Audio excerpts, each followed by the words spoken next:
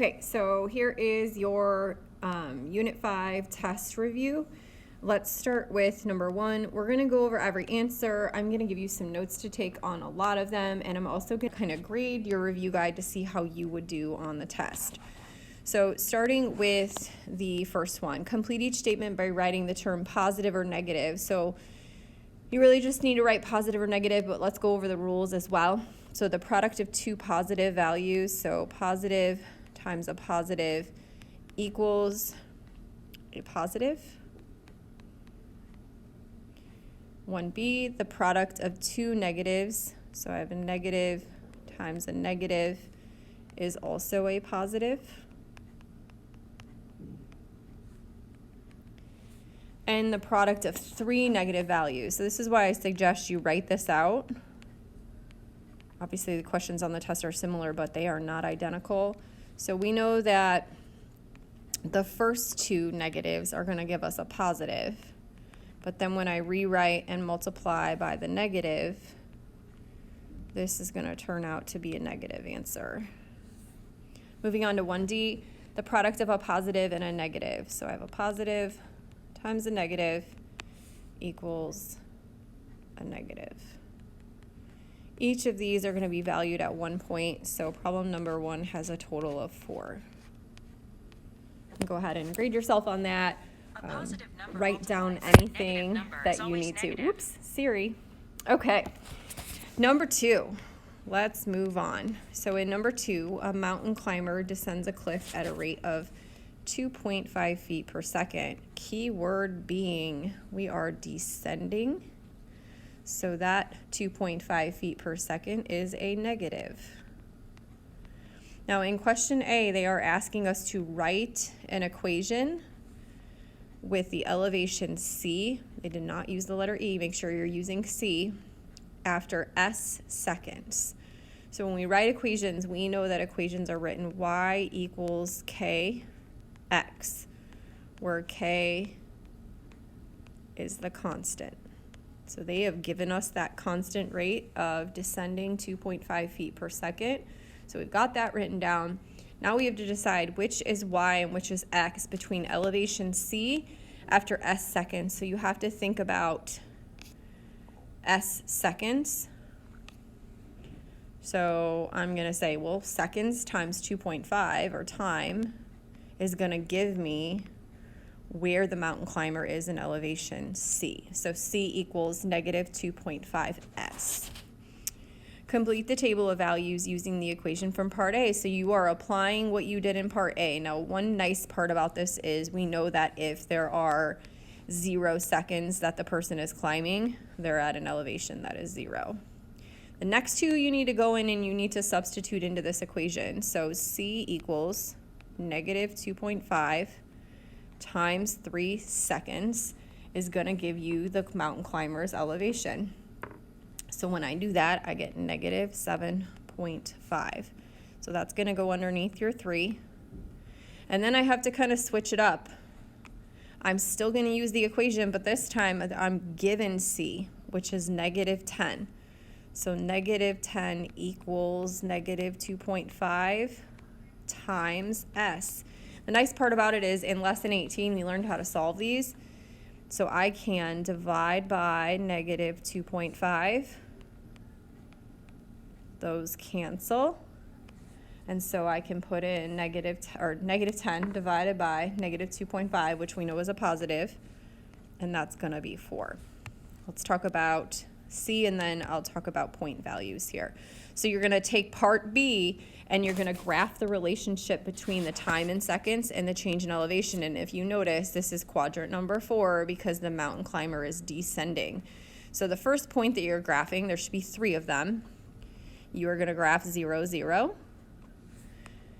Then you're going to graph 3. So you're going over to 3, and then you are going down to negative 7. Now, if you notice, these are between 6 or 7.5. So if you're going between 6 and 8, you're kind of going 7 and then a little bit further for that point. And then remember again on the next one, let's erase that. We're starting at 4, so go right to 4 and then go down to negative 10. And then the one thing that you need to make sure you do, which it doesn't tell you, it assumes you know this, you need to connect your points with a straight line. Okay, as straight as you can. All right, point values in number 2. This is 1 point for the equation. This is 3 points for each of one of the blanks in the table, and then 1 point in the graph. Now keep in mind, these are all interconnected. So if you write the equation wrong, you're going to get the table wrong potentially, which means you're going to get the graph wrong. There will be partial credit on this question on the test if you missed it, depending on how you rewrote the equation. If you wrote it wrong and then solved it wrong, we will definitely be looking at those things. All right, let's go to the next page, starting with number 3. In number 3, it says, let x equal negative 11/8 and y equal negative 11/4. Which expression has a negative value? Refer to the number line provided if needed. So this number line here is really just a visual aid. And so what I would suggest you do is you actually need to think about your negative positive rules. I'm going to write these out so that you see what it means by substitution. So in x, we know that x is this number, and we know that y is that number. So if I write this out, which I suggest you do, negative 11/8 plus negative 11/4. And I know that when I add 2 negatives, I get a positive. And this is which expression has a negative value. And I said that backward. I did not mean that. Negative 11 plus a negative gives you a negative. So already, which expression has a negative value? Well, A is definitely going to have a negative value. Let's check out B, C, and D, though. So in B, we have negative 11/8 minus negative 11/4. We all know that double negatives give us a plus. So if I wanted to rewrite this just to check and make sure, I could rewrite, and I can see because the denominators, if I wanted to really compare these fractions, I've got to make common denominators. Easily confusing. This denominator of 22 is bigger, positive, so therefore B does not come out negative. Let's take a look at C.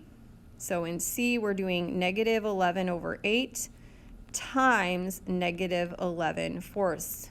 We know that when we multiply 2 negatives, we get a positive, so C cannot be an answer.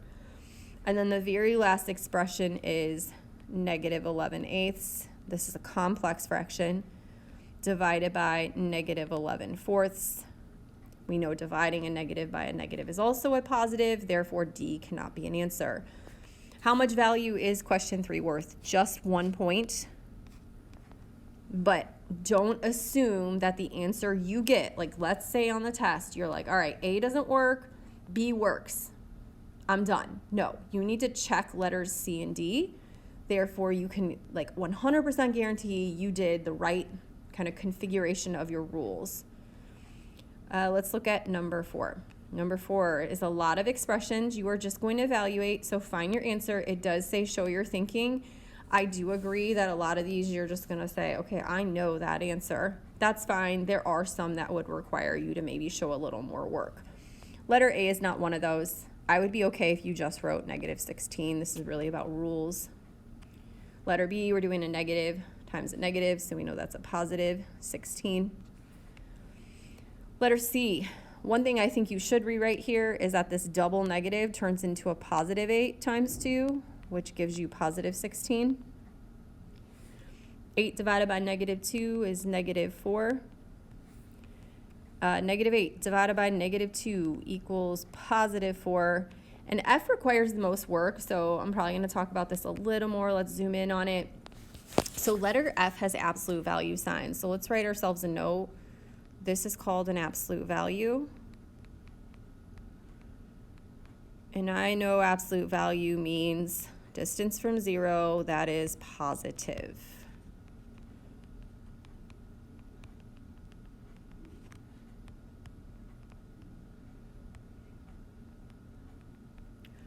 So I have to evaluate everything inside the absolute value first. So I need to recopy the negative, recopy the absolute value, and do 8 divided by -2, which is -4.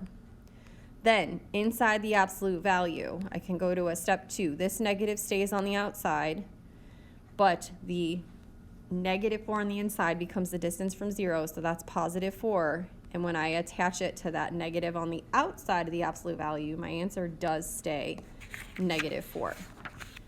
How many points are each of these worth? They are all worth 1. They are either going to be right or they are going to be wrong. So number 4 is 6 points total. Moving on to number 5. Number 5, this is kind of your computation section. You should definitely be showing your work. Remember, calculators are only allowed by those that are have that accommodation, but please write down anything, because if you are using a calculator and I don't know what you punched into the calculator, I won't know how to give you partial credit.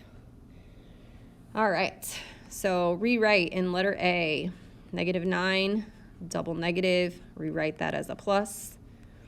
This comes out to -7 because we know if we have a positive and a negative, we are actually subtracting and keeping the sign of the bigger number. So I'm going to write that down as a note.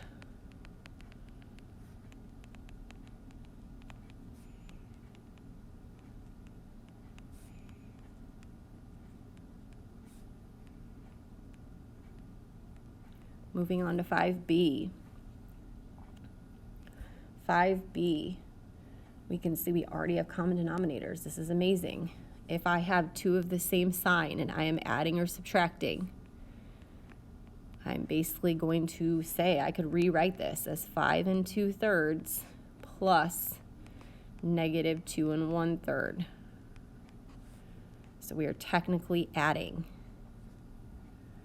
So when I add my whole numbers, I get -7. When I add my fractions, I get 3/3. You may not leave your answer like this because 3/3 is actually 1. So how many do you actually have? You have -8. Moving on to 5C. 5C is a division problem. Remember, rules are keep, change to multiplication,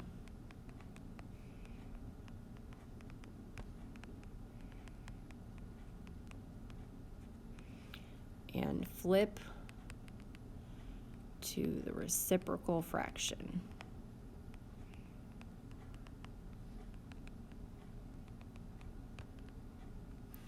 So -4/9 times, I'm going to use parentheses for multiplication, 3/2. There is 1, 2 cross cancels here. 3 becomes 1, 9 becomes 3. 2 becomes 1, 4 becomes -2. Multiply straight across. Make sure you follow those rules. -2 over +3 is your final answer here. 5D, multiplication. We know that with mixed numbers, they have to be improper in order to multiply. So we are multiplying and adding. -5 plus 3, or don't use the negative sign, 5 plus 3 is 8/5. Keep the negative, times -1/10. There is some cross canceling that you can do, cross simplifying. So 2 goes into 8 4 times, 2 goes into 10 5 times. Nothing else to do there. So I have 2 negatives, I get a +4. 5 times 5 is 25. There is number 5 for you. This is a value of 4 points. Not a whole lot of partial credit going on here. Maybe some, but I gave you some kind of notes to write in there with those. All right, looking at number 6. Number 6 is getting into order of operations. So let's just talk about those order of operations. Remember, we have parentheses first, exponent second, which you should not see. Multiplying and dividing goes left to right before adding and subtracting left to right. So I have to go parentheses first here. I'm going to be honest. I can change 2/5 into a decimal, or I can write 6/10 as a fraction. You cannot add a fraction and a decimal together. I'm going to change my -2/5 into tenths by multiplying by 2. So that gives me -4/10. So I am now going to add, this becomes the decimal -0.4, and I'm going to add 0.6 to it. That is really a subtraction problem, right? Because I have a negative and a positive, and the positive is larger, which gives me 2/10. Don't forget about this. Come back down, times -10. I have one negative, one positive. There's a negative in my answer. And when I multiply by a grouping of 10, I'm really just moving this over. So I can show that here to you as well.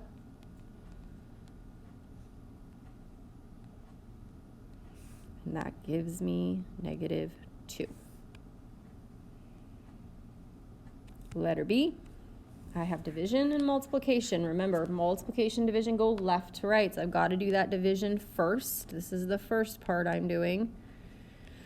Multiplying those fractions. So -1/2, keep, change, flip. I've got some cross canceling going on. I got 1 and 2. And when I multiply across, that's a positive and a negative, so I get -2. And that's over 1. I'm just going to leave it the whole number 2. Bring down my -4. Negative times a negative gives me +8. Letter C, lots of things going on here. All I can see is subtraction and addition, subtraction and addition. So I have to go left to right. So I'm going to start, and I'm going to use some different colors here. So I'm going to start with 3.2 minus 8. If you are someone that cannot use a calculator, this is a subtracting a bigger number. So really, this is what you're doing.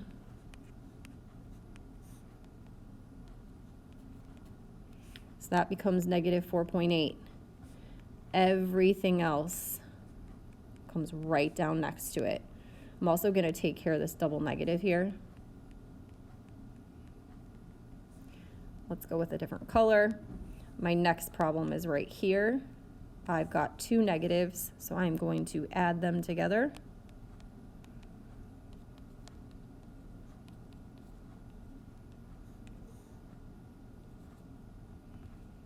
That gives me -8. I'm going to take that 0.0 off. I'm going to bring everything else down. And then I'm going to go here. So -8 plus 4 is -4. Bring down the 4. And then last but not least, I'm going to get down to 0. How many points are each of these worth? They are all worth 2 points each. So 2 for A, 2 for B, and 2 points for C. Moving on to the very last page of your study guide, number 7.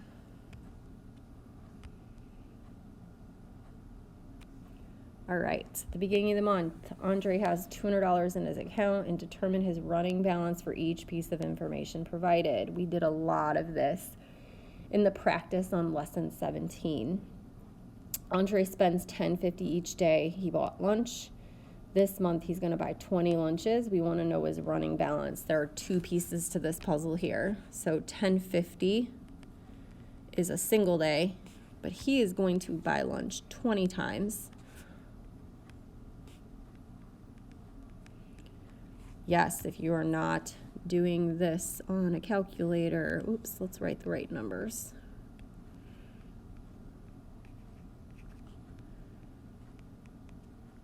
You have got some multiplication to do.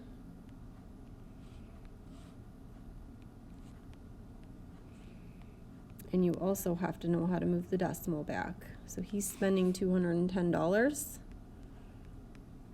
Go back up to the top, he starts with 200. So he's taking 200 and he's taking away 210. So he's at a -$10 balance in part 1. Moving to B, part 2. Andre earned $10 per hour working part-time at the library. This month he's going to work 23 hours.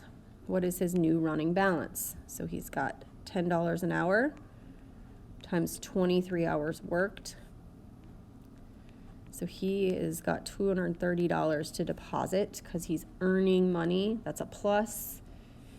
We go back to his running balance. He has a negative 10. We're going to add 230 to it. That's going to give him $220 because you basically take away the 10 from the 230.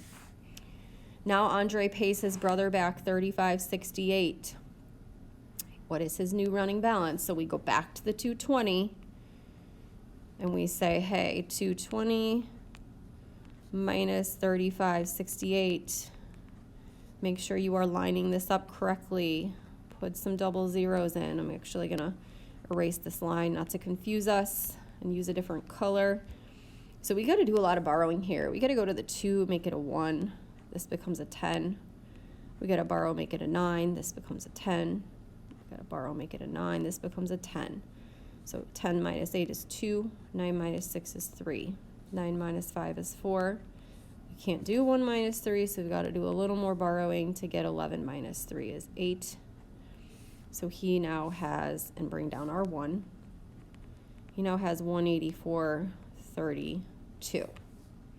Part D, Andre, at the end of the month, he has $0 in his bank account. How much additional money did he deposit or withdraw? You have to explain. If he's at a positive 184 in Part C, that means to get to 0, he is going to have to withdraw that exact amount, 184.32. If you do not mention the withdraw versus deposit or deposit versus withdraw, you are going to miss part of the points here. Point values on number 7 are 2 points, 2 points, 1 point, and 2 points. There are some challenge problems at the bottom here about JADA. If you tried them, leave them on your study guide. Okay, leave them on your study guide. And when the study guides are collected on Friday before the test, I will take a look at each of those. Okay, that should be the review. Let's talk about test point total. So you should have had on number 7, 2, 4, 6, 7 on the back. So 7 on the back. Going on to numbers 5 and 6, that's 4, 6, 8, 10 more. Going back up to page number 2, you only had 6 and 1, that's 7 more points. And then going all the way to the front page, number 2 is worth 5, number 1 is worth 4, that's 9 more. The total points, if you are actually grading this, is going to come out of 33. It is a 100-point assessment. So see how you did. You know, if you missed 4, that would be 29 out of 33.